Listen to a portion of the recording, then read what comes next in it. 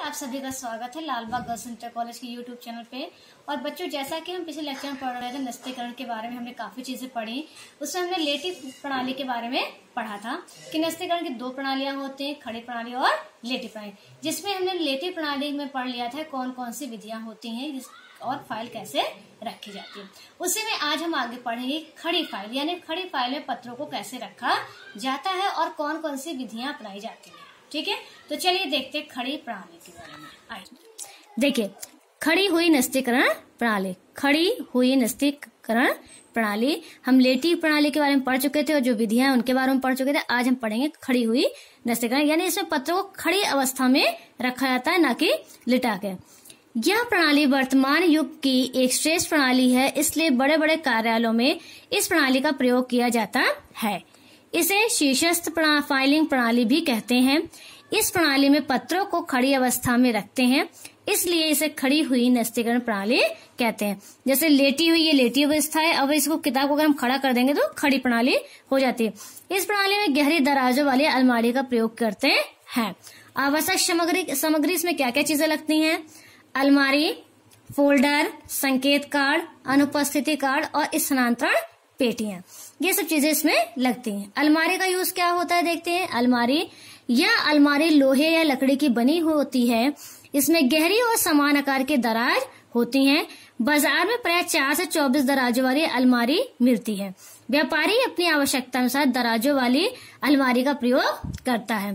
प्रत्येक दराज के पीछे एक कांटा लगा होता है जो दराज को गिरने नहीं देता। दराज आसानी से आगे पीछे किए जा सकते हैं। इसके लिए पहिए तथा पटरी लगी होती है और हर दराज के बाहर एक हत्था लगा होता है।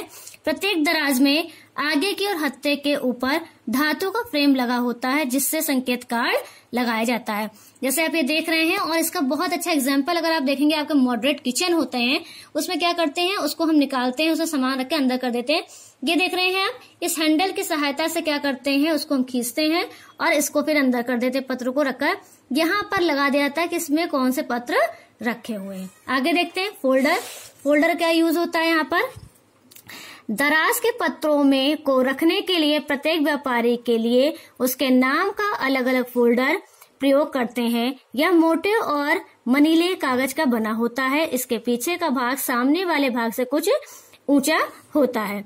इस उठे हुए भाग पर संबंधित ग्राहक का नाम, पता, अन्य विवरण लिखा जाता है। इसमें ग्राहक के पत्रों को उनके उत्तर की प्रतियों सहित खड़ी अवस्था में रखते हैं। यदि कोई उत्तर आया है, उत्तर मतलब अगर आपने किसी व्यापारी से पूछा, उसने उत्तर भेजा, उन दोनों पत्रों को हम साथ में रखेंगे।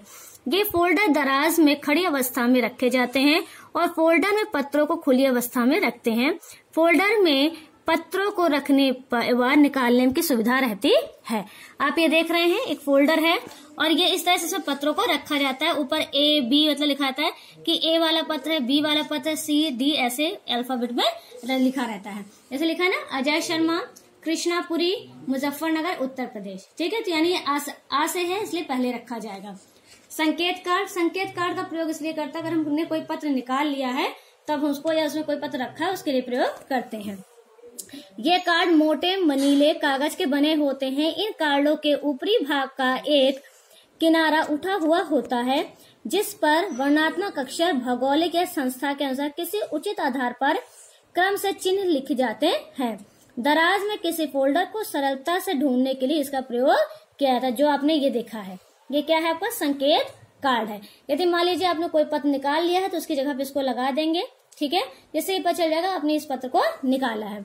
अनुपस्थिति कार्ड, ये क्या होता है, इसका प्रयोग तब किया जाता है जब कोई फोल्डर दराज से निकाला जाता है या मोटे कागज तथा दूसरे वर्ग के कार्डों से अलग रंग के कागज पर बनाया जाता है।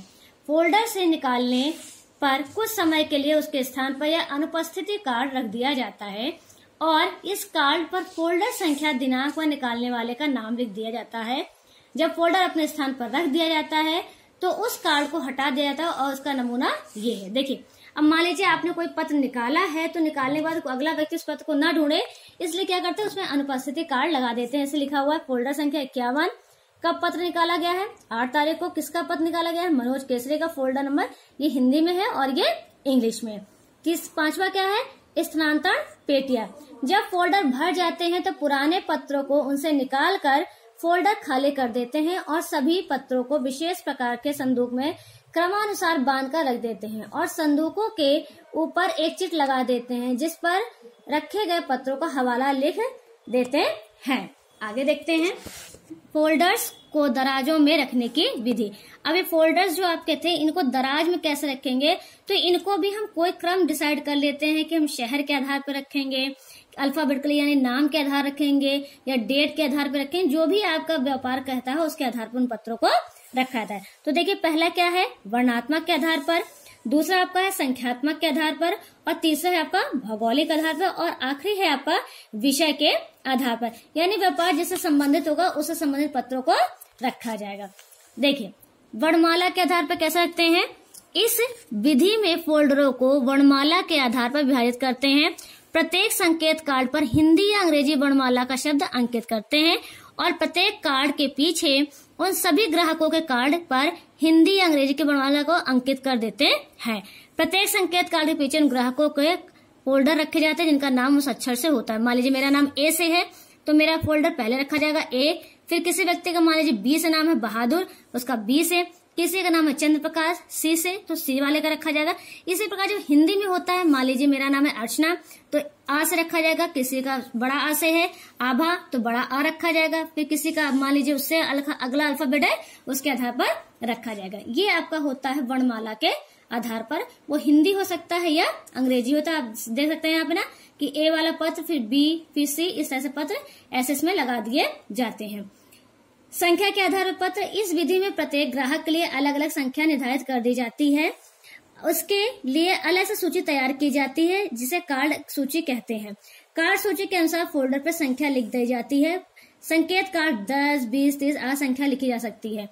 इन संकेत पत्रों के पीछे संख्या के अनुसार फोल्डर भी लिख दिए जाते हैं। उदाहरण के लिए फोल्डर 51 है तो 50 से 60 के बीच में ही, जैसे आपने देखा होगा ना कि आप बीच में पत्रों को लगाते हैं। अब मान लीजिए मुझे एक नंबर अलॉट कर दिया है कि मेरा नंबर है 51, तो 51 नंबर का जो पत्र आएगा वो मेरे फोल्डर में रखा जाएगा। यह डिसाइड हो गया कि 51 से 60 के बीच में जितना भी मिश्रा मैम का नंबर का पेपर आएगा वो उसी में रखा जाएगा। तो मेरा फोल्डर डिसाइड हो गया 51 से 60 के बीच में। यानी मेरे से जरूरी कोई भी आपको संबंधित जानकारी लेनी तो आप 51 से 60 के फोल्डर में ले सकते हैं। अगला देखते हैं भौगोलिक आधार पर। ठीक है, इस विधि में उन व्यापारियों के लिए उत्तम होती है जिनका व्यापार देश के विभिन्न भागों में या विभिन्न देशों में फैला रहता है। यदि उसका व्यापार राष्ट्रीय स्तर पर तक फैला है तो अलग अलग राज्य अलग अलग दराज या संकेत कार्ड का प्रयोग करते हैं।